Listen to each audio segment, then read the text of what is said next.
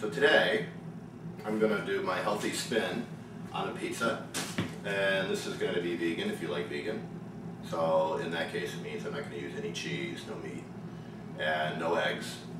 And I'm also going to use very little added oil, and when I get done, it'll be basically a complete meal. So the purpose of this also is there's not going to be any gluten in it. I'm not using wheat.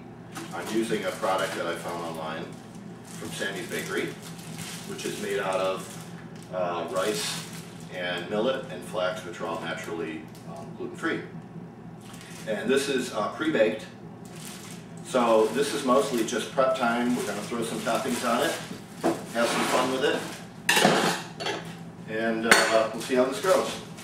So the original recipe that I'm working from, it calls for, it's just a garlic pizza, but I'm going to use some pasta sauce on this because I have some seeds and things that I want to have stick to the pizza, and that will help so that the seeds aren't all over the place on me. So I need to grab myself. So I'm just going to put a thin coating of spaghetti sauce on this. That.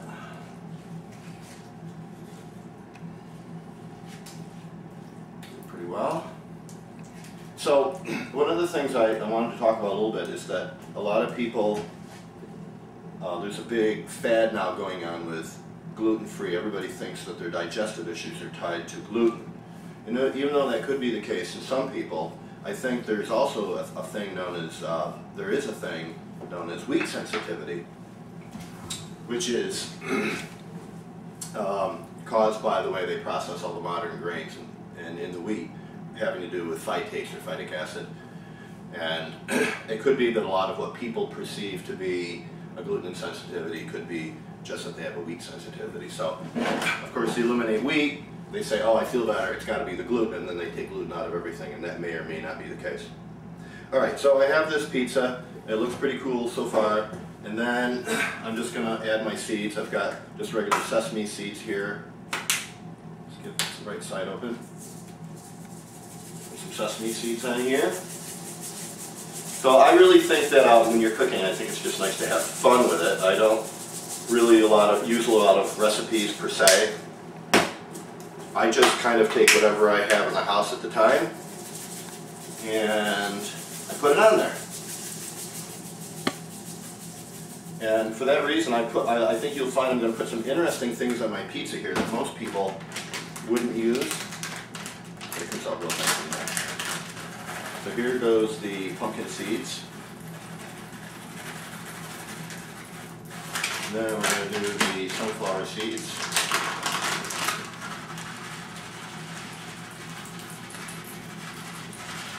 Yeah, already looking pretty good. Looks pretty cool already. And then I'm going to use some cannellini beans. And I like cannellini beans for this because they add color, they add some protein, they have a nice mouthfeel when they're cooked because they come out kind of crispy. And they have kind of a neutral flavor, and so that means that they'll kind of pick up all the flavors around them, and they won't overpower the pizza in any way. So put a little bit of that on. Oh, I always make a mess when I cook. It's okay. It's okay if you make a mess. It's part of the fun. So get that on there. All right. The last thing I'm going to do is I'm going to do kale. So I'm going to go to the sink. And this is Tuscan kale, which I like, which is kind of the smooth type as opposed to the really, the other type of kale. And what I'm going to do is I'm going to de-rib this. I'm going to take this rib out, just pull it, just grab a hold of the bottom and strip it out. It comes out real easy. You're left with this. Some people juice that. I just throw it out. Perfect. Okay. Then I'm going to take my kale, which I've already rinsed, washed it off. I'm going to make it into, small pieces, maybe the size of this 50-cent piece. I'll put that all on there. And, kale has a lot of nice nutrients in it. And also by adding the kale, this will pretty much make this a nice complete meal. There will be a lot of fiber in it between the beans and all the seeds and the kale. And the kale also has a nice mouthfeel. It's very crunchy when it comes out of the oven, which I like, which is nice. And it gives it this really, really nice color. So when you're cooking, a lot of people focus on taste, and there's really much more to that because you really want to engage all the senses, the smell, the mouthfeel, the taste. It's all important. So this is what we have. And I forgot to turn my oven on. And I'm only going to do about 370.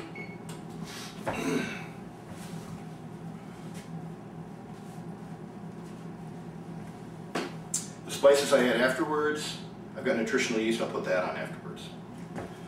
So while I'm waiting, I'm just going to take, I am going to put some garlic on this too. I'm going to set this aside for just a second. I'm going to take a couple of cloves of garlic. And I want to talk about garlic a little bit. There's a couple of compounds in garlic, allan and allanase. And these two compounds, when you combine them together, form a sulfur compound known as allicin. And that's one of the healthy things that you get out of garlic. It's antibacterial, antiviral, etc., etc. So what I'm doing to peel this is I'm just smashing it a little bit. It helps me get the peel off really quickly.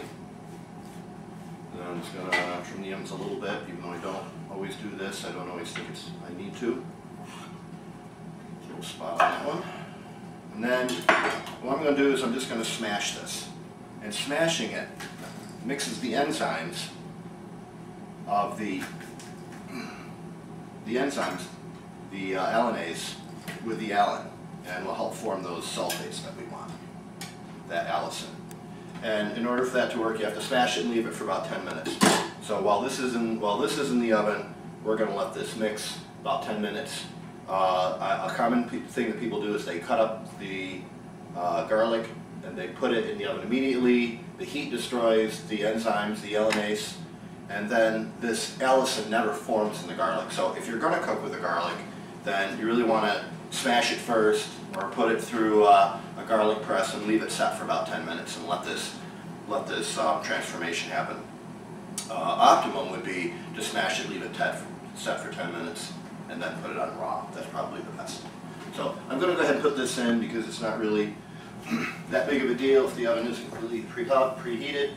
I'm going to put it on the middle rack. You can use a pizza stone.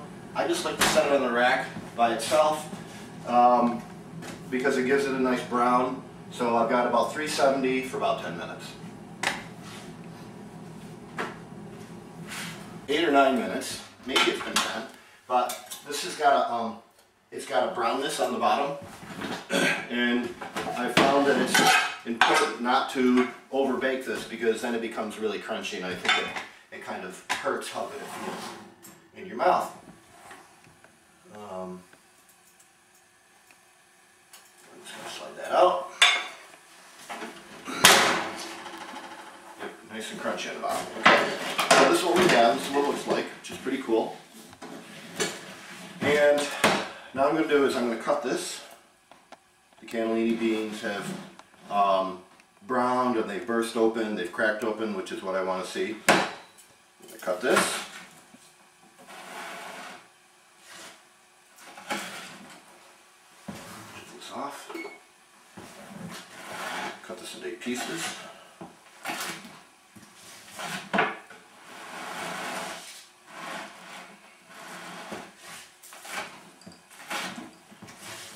And then I'm going to, should have mixed this up while we're waiting, this garlic. So I want to say a little bit about the olive oil. The olive oil has a flash point of about 390 degrees. So it's really important that if you are going to cook with olive oil that you bear that in mind, and you don't want to have it too hot. So in this case, a 370 oven, it should be okay with the olive oil that is in the pasta sauce. So put this on here.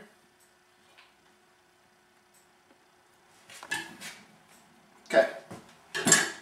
And then I'm going to do something very interesting. I like to mix my hot of the pizza with something cold. I like to mix hot and cold. There's another mouthfeel thing. So I'm going to put a little bit of pasta sauce on top of this. It'll also help with the moisture.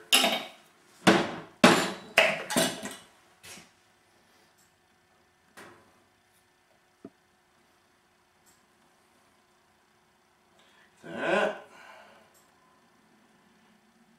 Okay. On each piece. Then we're going to do the spices. I've got oregano.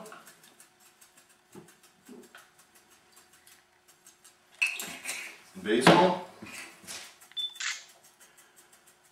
The basil adds some sweetness to help offset some of the pungency of the garlic, and a little bit of red pepper flakes. Not too much. Okay, and a little bit of onion powder. But this is kind of one of those things where you just want to put on, you know, whatever you like, whatever you're comfortable with. A little bit of garlic powder, which has a little different flavor than the garlic. And then on top of all that, I'm going to get out the nutritional yeast. And I get this in the bags. I like to put it in a glass jar, put it in the refrigerator, because believe it or not, nutritional yeast actually can degrade and the vitamins can go out of it if you leave it like on the counter, exposed to heat, exposed to air. It's best if you store it in the refrigerator when it's cold. And this is Bob's Red Mill. Some versions of nutritional yeast have B12 in it. If you're a vegan, that's important, because it's normally the normal source of that are meat products. Bob's Red Mill has it. So, there we have it. Doesn't that look great?